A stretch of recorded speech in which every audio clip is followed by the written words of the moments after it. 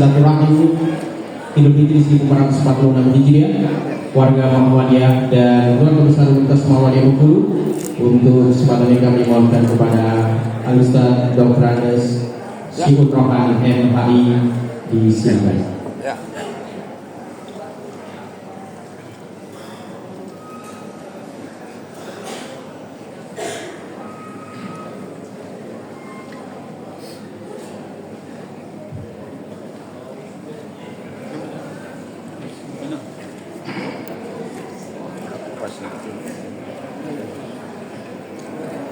Assalamualaikum warahmatullahi wabarakatuh.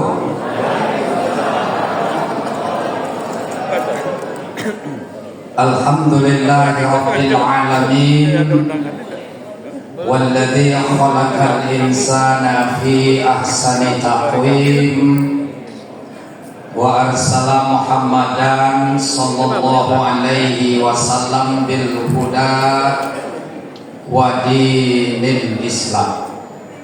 Asyhadu an la ilaha illallah wa asyhadu anna Muhammadan abduhu wa rasuluhu la nabiyya ba'da, amma ba'd. Faqala Allah ta'ala fi kitabihil karim, a'udzu billahi minasy syaithanir rajim. Bismillahirrahmanirrahim.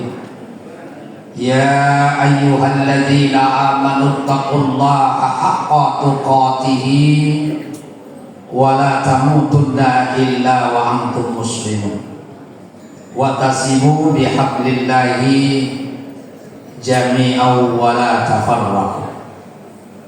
Summa qala Rasulullah sallallahu alaihi wasallam, salasatun la yadkhulunal jannah mudminul khamr wa qati'ur rahim wa musaddiqun bis-sihr. Shadaqallahul azim wa sadaqar rasuluhun nabiyul karim. Bapak Rektor beserta seluruh dosen yang sama-sama kita hormati, Ketua PW Muhammadiyah Provinsi Bengkulu yang sama-sama kita hormati,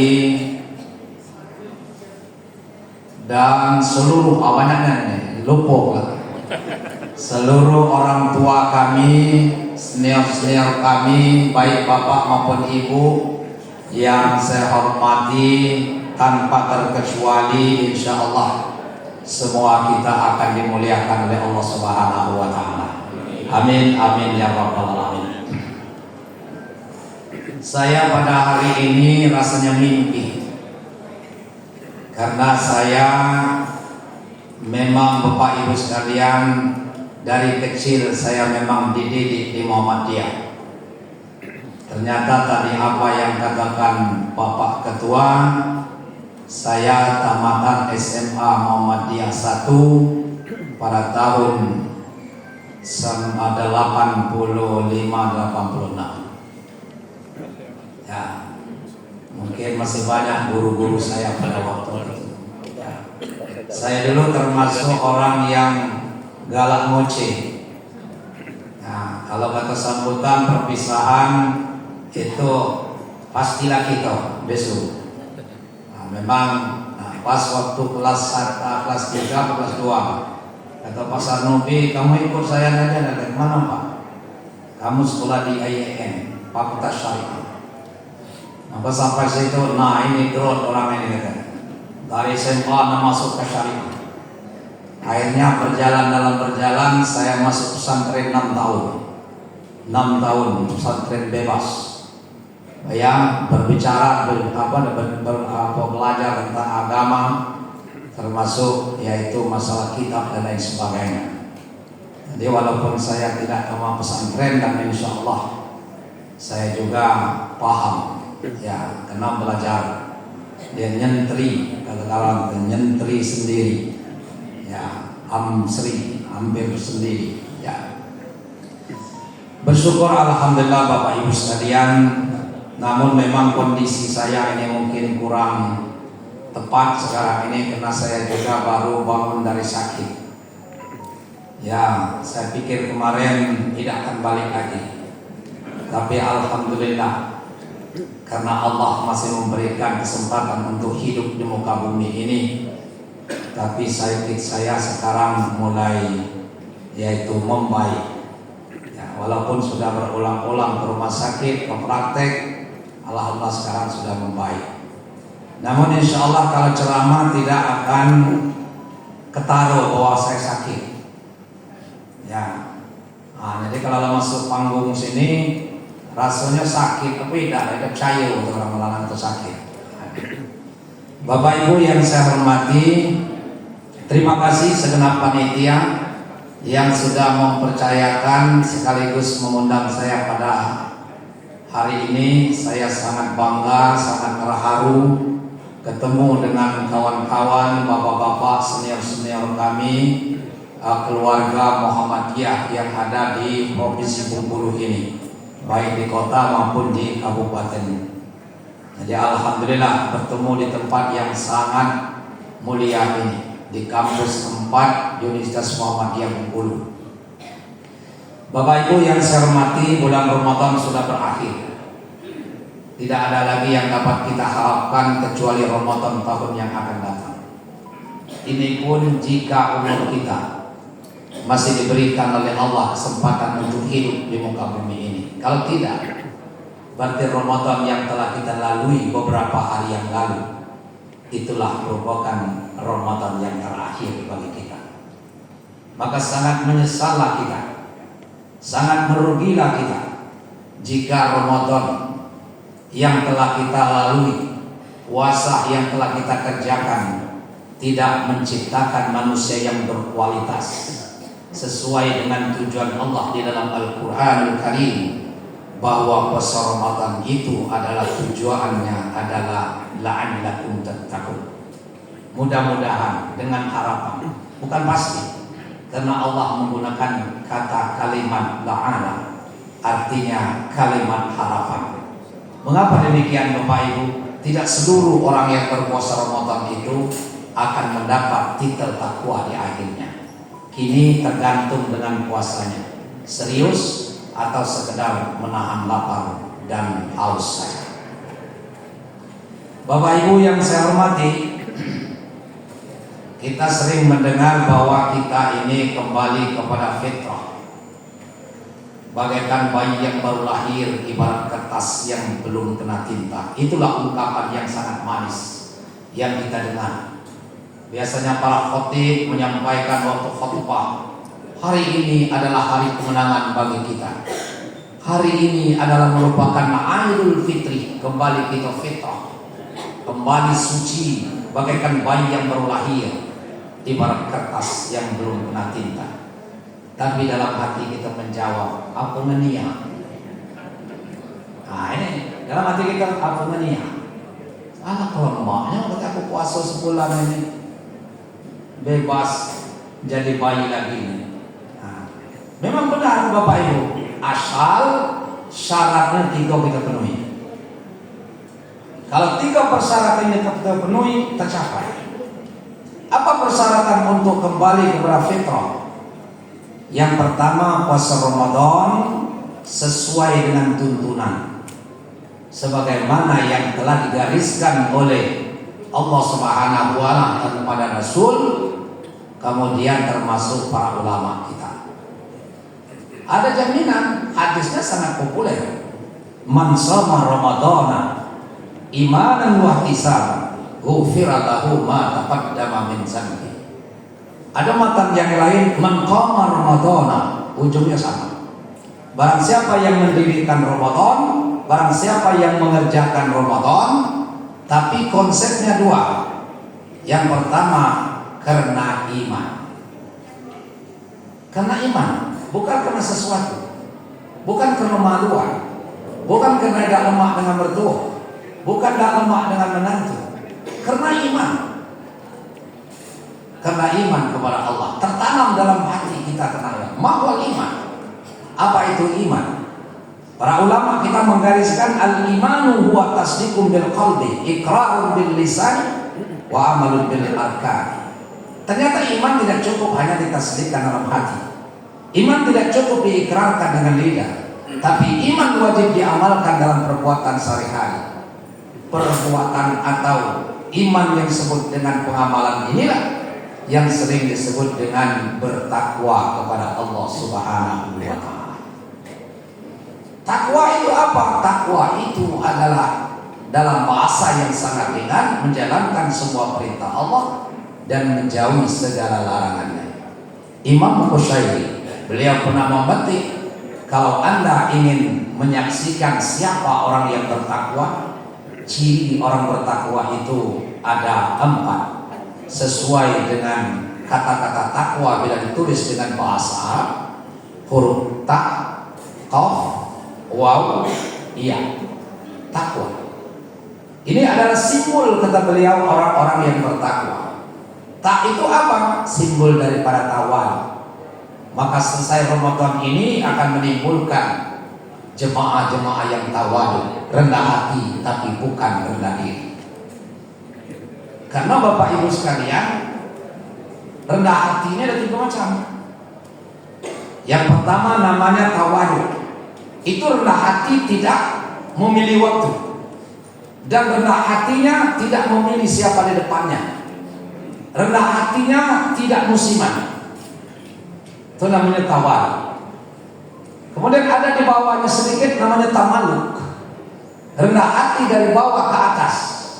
Rendah hati anak terhadap orang tua. Rendah hati murid dengan guru. Rendah hati para mahasiswa dengan dosen. Rendah hati bawahan dengan pimpinan. Itu namanya tamaluk. Wajib, harus. Kalau mau berkah hidup ini, wajib kita tamaluk dengan ibu kita, tamaluk dengan ayah kita, tamaluk dengan guru kita. Jangan mentang-mentang kita jadi orang hebat, tapi guru kita lupakan, bahkan kita sebut itu bekas guru aku dulu. Nauzubillah. Imam Ali pernah berkata, siapa yang pernah mengajarkan saya 1 alif saja, aku siap jadi budak. Barangkan 1 alif belum 1 kubah. Kita 6 tahun diajar murid kita, ketemu di jalan, siapa itu? Bekas guru aku dulu. Bekas guru aku di SD Muhammadiyah. Nauzubillah. Kita dikatanya bekas Pak. Allah kemana asal? Nah ini Bapak Ibu sekalian, itu namanya tamaluk. Tapi ada rendah hati yang dilarang oleh Allah. Jangan rendah hati itu semuanya benar. Ada rendah hati yang dilarang oleh Allah. Apa namanya? Tazallul, rendah hati musiman, minimal 5 tahun musimnya. Bacalah Bapak, ada usah saya terjemahkan. Yang namanya musiman, selesai musim tinggal daunnya saja melipat kemana-mana. Menang susah kalah itu cacatnya di sana. Itu namanya tazallul, rendah hati para pencilat. Rendah hati ada maunya. Nauzubillah, jangan sampai terjadi. Itu bukan hasil Ramadan. Kalau hasil Ramadan akan menjadikan manusia yang tawadu, rendah hati, tapi bukan rendah diri. Kemudian Bapak Ibu sekalian, huruf ta, qaf. Qaf itu adalah lambang daripada qanaah. Qanaah sering orang mengartikan merasa cukup apa yang diberikan oleh Allah. Maka inilah akibatnya umat Islam tidak akan maju untuk selama-lamanya. Termasuk kita warga Muhammadiyah, kalau kita mengatakan bahwa qanaah itu adalah merasa cukup apa yang diberi oleh Allah, maka selesai dia. Maka qanaah itu ada 2 fungsi. Pertama sebagai fungsi dinamisator, yang kedua sebagai yaitu stabilisator. Menstabilkan jiwa, mensyukuri apa yang ada, tidak rakus dan tamak, tapi dia punya dinamisator, punya keinginan untuk menambah pemberian Allah dengan usaha yang dibawa ke ridho Allah Subhanahu wa Ta'ala. Itu yang kita harapkan. Maka Muhammadiyah ini Bapak Ibu sekalian, suatu organisasi yang besar di Indonesia yang saya tahu itu tidak bisa mengalahkan. Kita lihat di mana ada universitas yang hebat, yang sudah berserak di mana-mana. Di Bengkulu, kota kecil, sudah hebat. Sudah berapa gedung kita di Bengkulu ini? Luar biasa. Apalagi kita melangkah tempat-tempat lain. Nah inilah intinya membangun Sehingga kita Bapak Ibu sekalian bukan sekarang mengartikan qanaah itu merasa cukup apa diberi oleh Allah. Memang betul mensyukuri apa yang diberikan oleh Allah. Jangan rakus dan tamak. Tapi kita punya keinginan untuk menambah pemberian Allah itu. Dengan cara tentu ya di bawah naungan dari Allah. Itu kemudian ada warok. Warok ini adalah lambang daripada yaitu waw itu lambang daripada warok, akarnya terpelihara dari yang subhat, apalagi yang sudah diharamkan oleh Allah. Yang subhat saja Bapak Ibu dilarang, terhindar dia, apalagi yang memang sudah diharamkan oleh Allah. Kemudian huruf iya, iya itu adalah simbol daripada yakin bahwa hidup ini kita yakin kalau sakit wajib berobat. Walaupun para ulama mengatakan, ada yang mengatakan wajib, ada yang mengatakan sunat, dan ada yang mengatakan tidak. Pokoknya kalau kita sakit berobat, tapi kita tidak wajib untuk sembuh. Sembuh ataupun tidak itu bukan urusan kita, tapi urusan kita berobat. Karena tidak satupun dokter yang bisa menyembuhkan penyakit, tidak satupun bidan yang bisa menyembuhkan penyakit, tidak bisa satupun perawat yang bisa menyembuhkan penyakit. Tapi dokter hanya bisa mengobati penyakit, tidak bisa menyembuhkan penyakit. Kalaulah dokter bisa menyembuhkan penyakit, Menteri Kesehatan kita dulu tahun Ibu Sri belum tak mati ibu itu sampai kini. Masuk mati dokter kesehatan, Menteri Kesehatan mati. Tapi itulah karena dokter tak bisa menyembuhkan penyakit seseorang, tapi dia hanya bisa mengobati penyakit.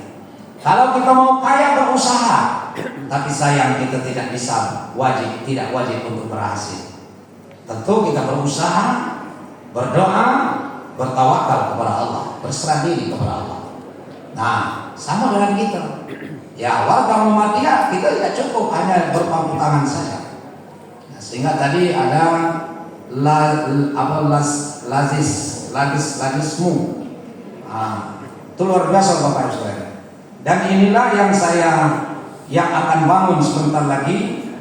Ya, saya waktu dengan Janedi ini disuruh penyuluh Basnas, ya, Basnas.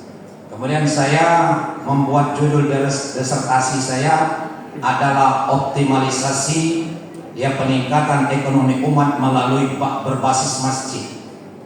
Jadi nanti selesainya Bapak Ibu sekalian, saya nanti setelah promosi doktor, bahwa saya panggil seluruh ketua Basnas, pengurus masjid, di masjid-masjid itu sudah semuanya ada, yaitu OPZ, unit pengumpulan zakat, sesuai dengan aturan Basnas nomor 2 tahun 2016, bahwa itu harus diciptakan. Nah, ini Bapak Ibu bukan hayalan. Kalau selama ini kita menghayal, oh zakat itu akan mengubah dari mustahik menjadi muzaki, itu sekadar impian.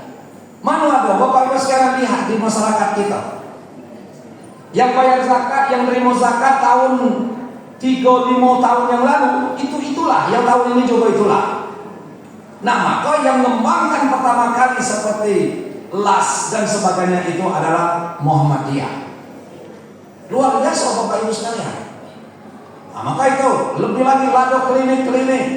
Nanti warga Muhammadiyah semuanya kita ke klinik kita itu supaya dia kita dulu, jangan mengajak orang lain. Selamatkan kita dulu.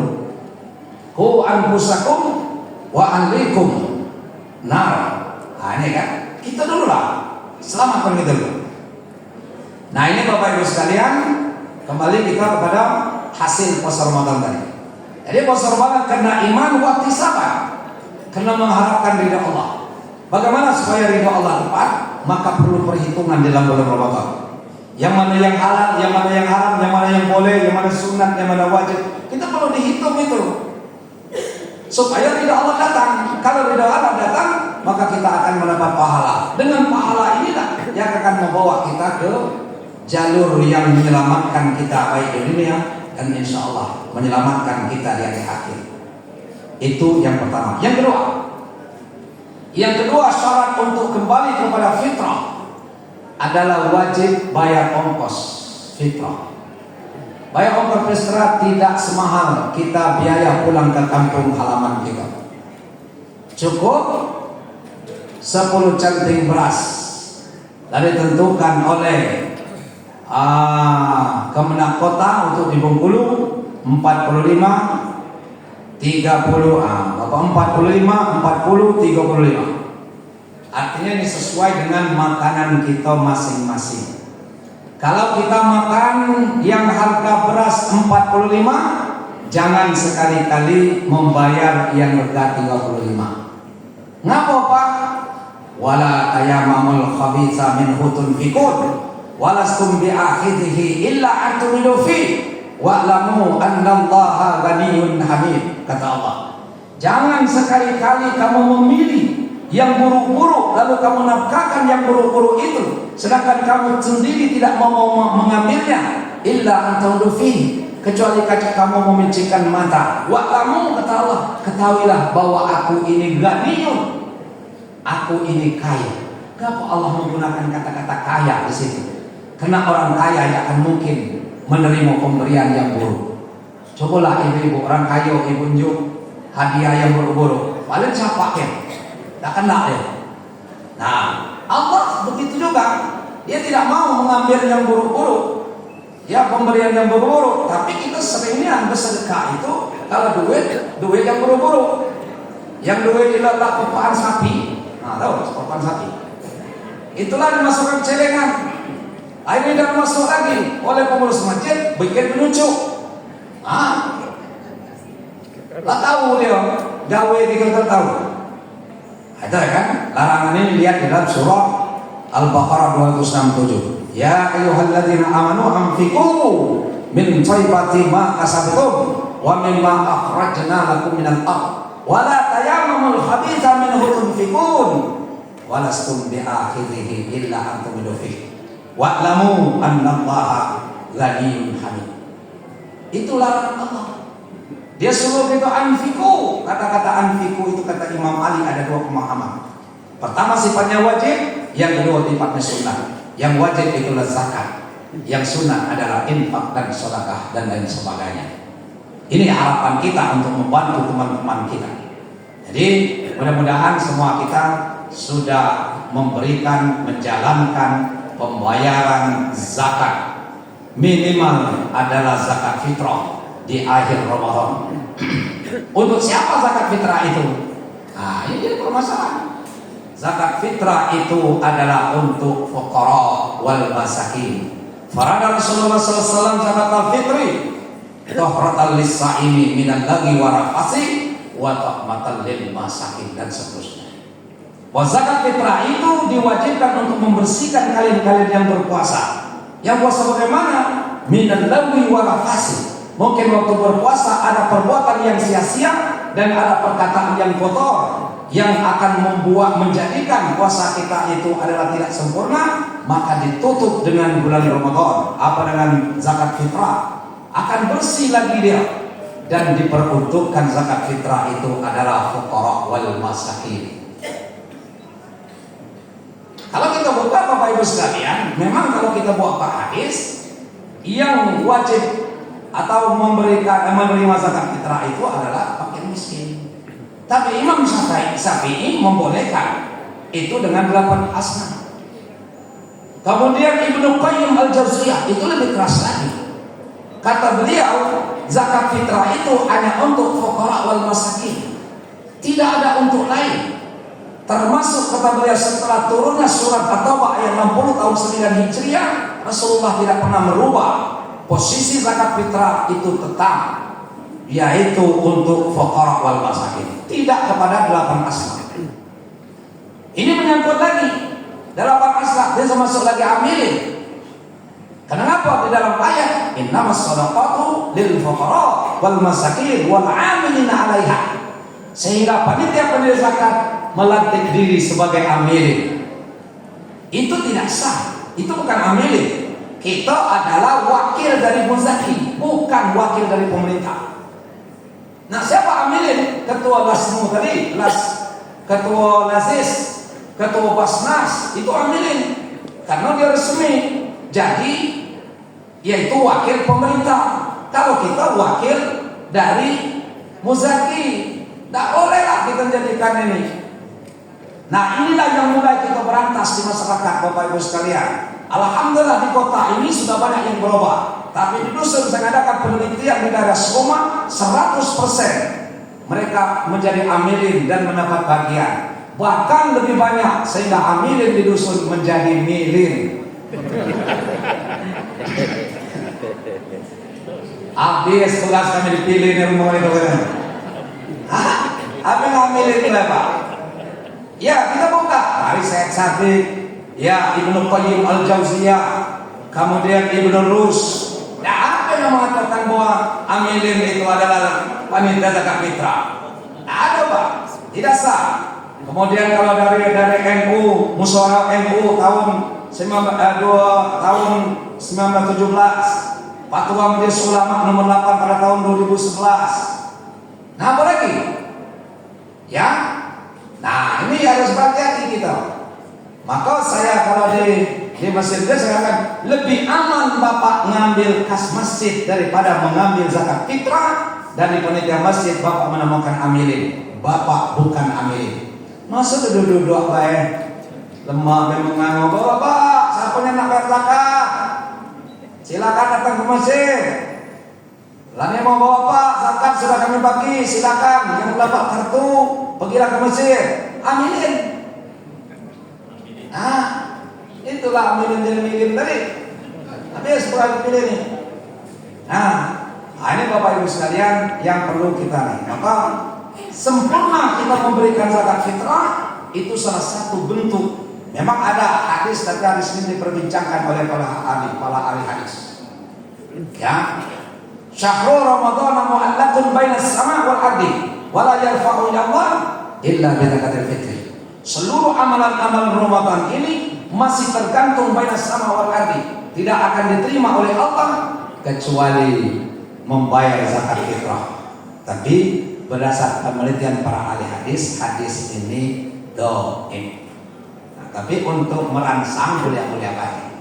Jadi untuk menetapkan hukum tidak baik. Untuk merangsang. Kan banyak hadis-hadis itu Pak.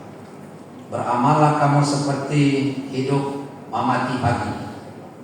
Ya, bekerjalah kamu seperti hidup selama-lamanya. Itu hadis tapi dhaif. Tapi tentu untuk mendorong supaya kita jangan boleh apa boleh.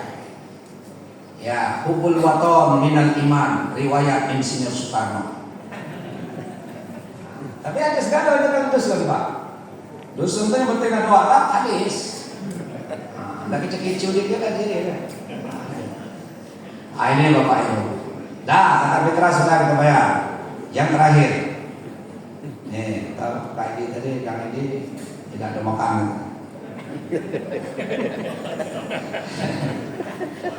Yang terakhir masuk ke silaturahim. Ya, tadi saya baca dalam sebuah hadis, salah satu la yadkhulunal jannah. Ada 3 golongan manusia yang tidak akan masuk dalam surga. Ini Rasul ngomong beraku. Siapa yang pertama? Bodoh minum khamar. Para peminum khamar. Maka jangan kita galaknya minum khamar. Ini dong surga kau ya. Ya. Jadi khamar itu adalah raja seluruh kejahatan. Ya, maka Bapak Ibu, khamar ini turunnya itu tidak sekaligus. Kalau kita buka dari tafsir, ya ahli tafsir ada 3 tingkatan, tapi ada juga yang membagi 4 tingkatan. Ayat Al-Quran yang melarang tentang minum-minuman keras khamar itu turunnya setelah di Madinah. Yang pertama Bapak Ibu sekalian bisa kita lihat dalam surah Al-Baqarah 219. Ya, waktu itu Rasul lewat, ada sekelompok manusia sedang minum-minuman keras dan main judi. Ditanya, Muhammad, sini berapa kabar? Sana Nabi Muhammad itu Musrawah. Sini berapa kabar? Apa? Apa hukumnya kerja kami ini? Ini judi, ini minuman keras. Ya Nabi sekolahnya beda. Mana dia tahu? Nabi tak apa itu Tapi Nabi ini, Rasulullah ini adalah dosennya adalah Allah. Langsung dikirim jawaban melalui malaikat Jibril. Hai Muhammad, yas'alunaka 'anil khamri wal maisir. Qul fihi ma ismun kabir wa manafi'un linnas wa ismuhuma akbaru min nabihima. Muhammad, jangan kau gentar. Dosenmu ada di belakang. Itu dosenmu ada di belakang. Orang mereka itu bertanya kepada kamu tentang hukum judi dan minum keras. Jawab saja Muhammad, pelan-pelan. Katakan kedua-duanya itu adalah ithmun kabir, dosa besar. Tapi jangan pelan-pelan. Kecekkan pula wa manafi'ul linnas. Manusia kamu memang ada manfaatnya minum keras dulu. Kalau musim dingin kamu tahan kedinginan. Tapi wa ismuhuma akbaru min nabihima. Mudaratnya lebih besar daripada manfaatnya. Dalam status hukum, kalau mudarat lebih besar daripada manfaat, itu haram hukumnya. Tapi Allah belum mengharamkan waktu itu.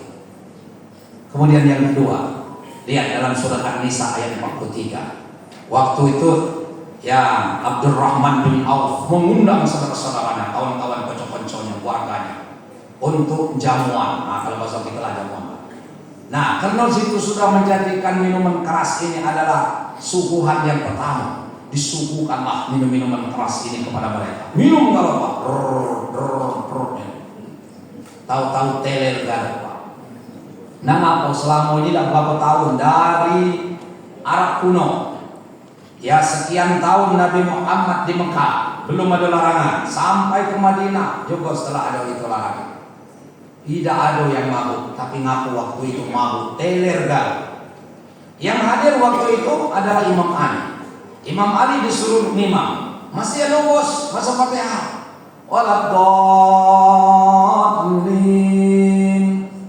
Qul ya ayyuhal kafirun, la a'budu ma ta'budun, nahnu na'budu ma ta'budun.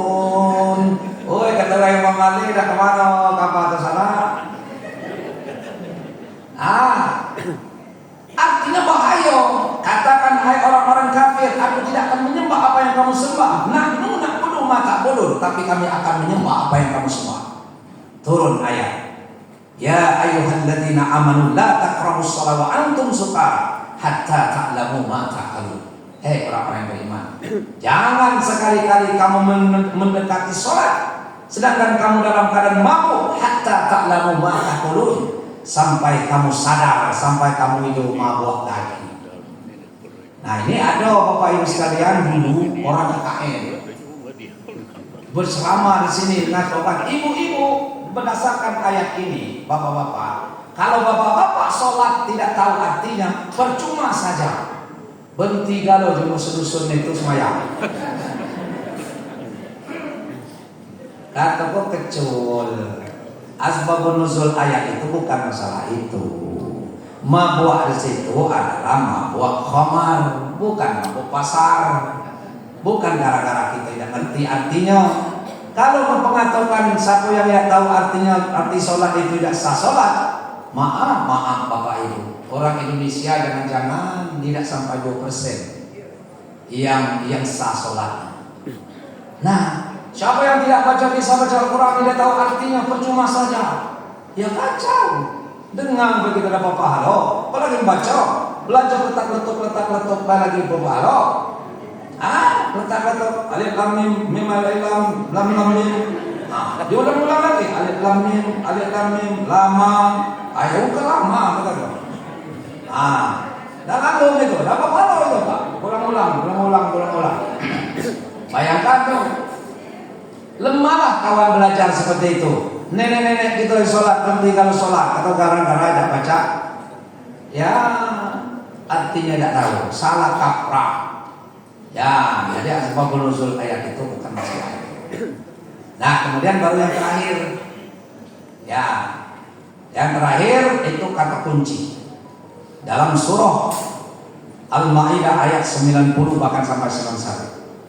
Ya ayyuhalladzina amanu innamal khamru wal maisiru wal ansabu wal azlamu rijsun min amali syaitan fajtanibuhu Baru ada kata-kata fajatanibuhu.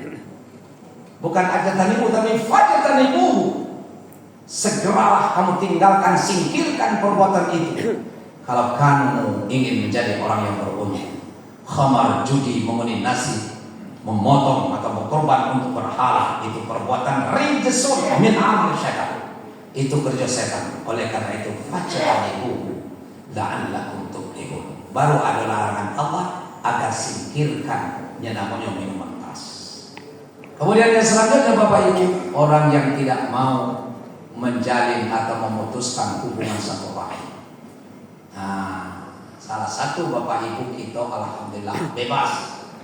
Dengan siapa kita? Maka dalam bulan Ramadan sudah, atau di bulan Syawal ini sudah jadi tradisi masyarakat kita bermaaf-maafan.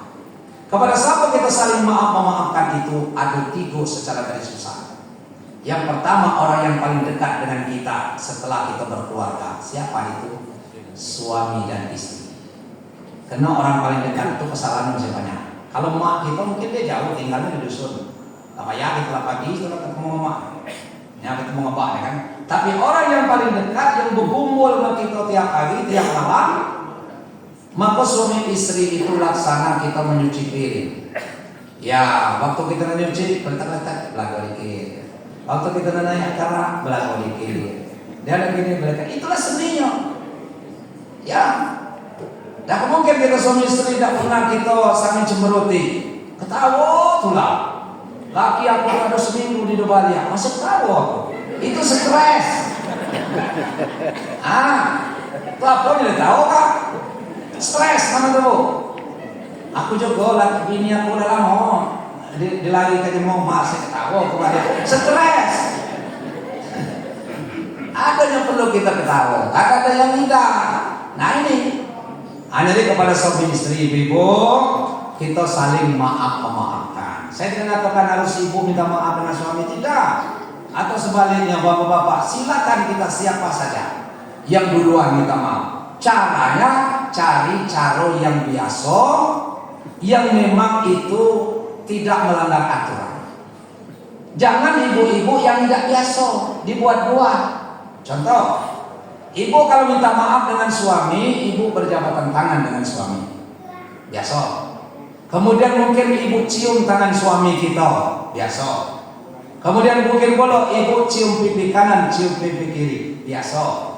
Maka silakan lakukan. Jangan tidak dilakukan. Kalau itu biasa. Tapi kalau tidak biasa, jangan ibu lakukan. Akan bikin suami kita curiga. Nah kemana saya mau cium tangan, itu laju kau dekat. Jangan lagi, kau baru tak ganti kau deh. Awalnya kita tolongnya, tolong. Lepas sekarang tolongnya udah. Jangan lagi kita laju kau mana? Karena biasanya tidak situ. Kita ini jangan overacting. Akibatnya di mana-mana, kalau di Facebook bukan main. Seriusnya dengan suami istri. Pergi ke pasar serius, pergi ke pesta pakai seragam papa mama. Bukan main. Keluar dari mobil tuh, papa-papanya mama ke papa. Makan bersama-sama. Makanan istri tidak habis ditancapnya ke papa. Kata orang tidak kenal, aku salut dengan bapak itu. Kenapa? Bekas istrinya kena tidak habis dari perbombasia dimakan. Tapi boleh tahu, ala kepeka kok nginak kumpul itu. Kenapa deh? Tetangga aku satu ribut pasti itu percaya. Kata ala kau laki dulu kalau kau tidak tahu katanya, pernah laki itu masuknya ke sumur. Laki apa katanya? Masuk sumur. Syukurlah tali dari panjang jogong. Sampai mati. Udahlah katanya cak iyo overacting baik sekali. Di rumahnya ada gelas papa, gelas mama. Ternyata gelas mama pecah kena kuning mama ditutus papa. Untuk apa itu? Lambang membahayakan kita. Tidak ada gunanya. Lambang sendiri tapi membahayakan kita. Cinta ke lambang. Tapi lambang itu membahayakan kita. Itu namanya ibu bro. Itu overacting. Biasa-biasa baik. Kami dan ibu tidak ada orang yang itu. Kalau bapak saya mau balik dan Pak Seno, aku minta maaf ya kita tos right. Selepas selesai. Oke. Tapi dia serius. Suami istri tidak pernah ribut. Dia tenang, setia. Daripada tadi jabatan tangan, nangis-nangisnya, ayat menyatolah keluar galau, ayat hidunglah keluar, ayat terimalah keluar galau, ayat kata lakinya, lah bahasa kalau tenang pun. Tapi kata ibu dalam hati, loh Bapak Sano, dunia dan akhirat tidak memaafkan. Untuk apa kata-kata maaf dengan tetesan air mata kalau tidak ikhlas? Penting ikhlas walaupun hanya tos. Tuh ya. Yang kedua, kepada kedua ibu bapak, jangan lupa kita orang tua. Bersimpulah kita depan orang tua kita. Karena orang tua kita itu kata Nabi adalah merupakan keramat hidup. Ridha Allah fi ridhal walidaini wa suhtullah fi suhtil walidaini. Ridha Allah tergantung kepada ridho ibu bapak, dan murka Allah akan turun kalau orang tua kita sudah murka. Nauzubillah. Sehebat apapun kita, setinggi apapun ilmu kita, segerok apapun kita, sekaya apapun ilmu kita, kalau seluruh gerak langkah kita tidak ada ridho kepada orang tua, demi Allah kita tidak akan selamat. Kalau tidak percaya cobalah. Kalau berani coba. Itu hebatnya orang tua kita. Nah, maka dengan orang tua itu Bapak Ibu sekalian, kita bersimpuh di depan orang tua kita, mohon maaf lahir dan batin, dan banyak kesalahan kita. Kalau selama waktu kita masih sekolah, jadwal balik tepat. Tiap bulan, tiap selesai semester kita balik. Tapi setelah kita bertunak, berlaki, berbini, sering kita tidak balik lagi. Kenapa? Rasa cinta kita dengan orang tua sudah terbagi. Bukan tidak cinta lagi. Terbagi dengan siapa? Ada orang datang kepada kita yang tidak satu perut, yang tidak satu saudara, bahkan kadang-kadang tidak satu bahasa. Itu adalah istri kita. Tanggung jawab kita. Karena waktu itu sudah diserahkan oleh orang tuanya. Hei sianu, aku nikahkan anakku kepada engkau dengan mas kawin sekian ribu tunai. Aku terima. Aku dulu kalau orang nikah banyak nangis. Yang nangis itu apa yang ditangisnya? Tangis bahagia? Bukan. Ternyata dia menangis itu ada dua yang ditangisnya. Yang pertama, betapa berat pundak ini. Ini. Yang kedua, selamat tinggal masa remaja, aku tidak akan ulang lagi. Teman-teman ngajak pada panjang tidak lagi. Kawan-kawan ngajak ke situ tidak ada lagi. Selamat tinggal kawan-kawan. Remaja sudah kutinggalkan. Tapi betapa berat pundak ini karena sudah diserahkan oleh orang tuanya. Kami tidak saudara, kami tidak ada ya satu bahasa. Nah, maka rasa cinta kita sudah berpindah kepada, bukan berpindah, sudah berbagi kepada istri. Istri berbagi dengan suami. Setelah punya anak, rasa cinta dengan istri sudah terbagi. Jangan bapak ibu banyak menuntut. Kalau kita anak masih kecil banyak menuntut. Woi kapan? Ini sama waktu kita nikah 3 malam 4 malam 10 bulan 1 bulan. Nah ini kamu dulu air kopi lah siap, makanan lah siap, di meja ini lah tidak lagi. Nangajong aku masak. Anak leteh. Nah wajar. Karena rasa cintanya anak tadi sudah berbagi dengan yaitu dengan orang tua tadi, dengan anak. Dengan suami sudah berbagi dengan anak. Berbagi itu apa? Berbagi lagi. Pas setelah ada cucu, itunya lebih parah lagi. Lom sayang dengan anak kalau kita lagi anak cucu. Ya, ngapa saya bicara? Karena saya tahu. Saya kalau anak saya masih kecil dulu, ya, ini air loh, ayah bawa kentang, jangan bawa cerita. Tapi kalau Dato, apa tuh? Putar tuh, mobil tuh, nak kemana? Kita ke toko mainan. Tawa ke teman sini. Ini muka ini. Mulai lagi ngapal kancing ada. Oke tuh. Pas sampai itu ngambil sepeda sak tuh dia. Nah, kata-kata. Tapi calak pulau tukang bu itu Pak. Dia kata itu tidak dijual. Tak tahu dia datang dari kancing. Namanya kecil-kecil kan. Itulah sayangnya anak cucu datuk dengan ini. Nah tapi kadang-kadang ada pula yang menimbulkan dosa. Kita sebagai anaknya tadi nitipkan anak kepada neneknya tidak baca daripada lagi. Nah itu jangan pula yang model itu. Nah tapi kalau nek apa kerja nek lagi ada gawe, kami nitip, boleh sekali-kali. Mau ini, ya carilah pembantu.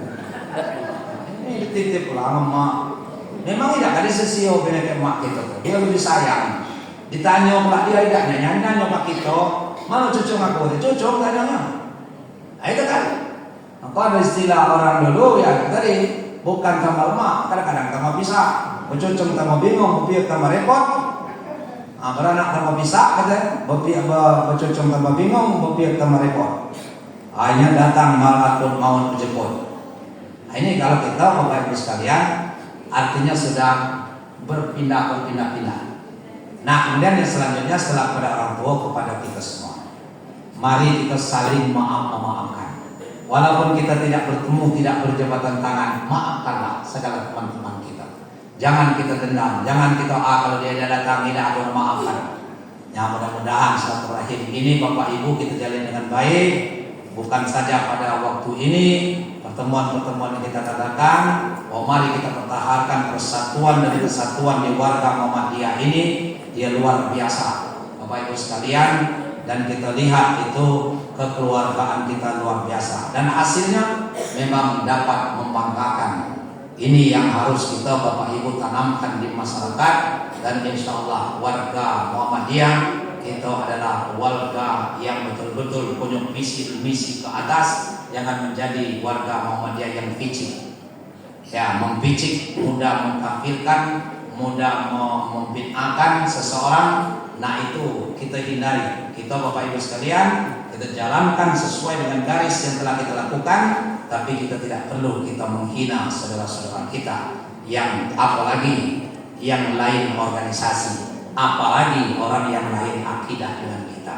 Kita jaga betul itu bahwa kita warga Muhammadiyah adalah warga yang baik. Hubungan kita hablum minallah kita bagus, dan hablum minan nas kita juga tidak bisa diragukan. Bapak Ibu yang saya hormati, saya kira itulah yang perlu saya sampaikan. Mudah-mudahan ada manfaatnya. Atas segala perhatiannya saya ucapkan ribuan terima kasih. Lebih kurang saya mohon maaf. Kalau ada sumur di ladang, mari kita menumpang mandi. Andai kata umur kita masih panjang, insya Allah kita belum akan kemana. Demikianlah, lebih dan kurang saya maaf. Assalamualaikum warahmatullahi wabarakatuh.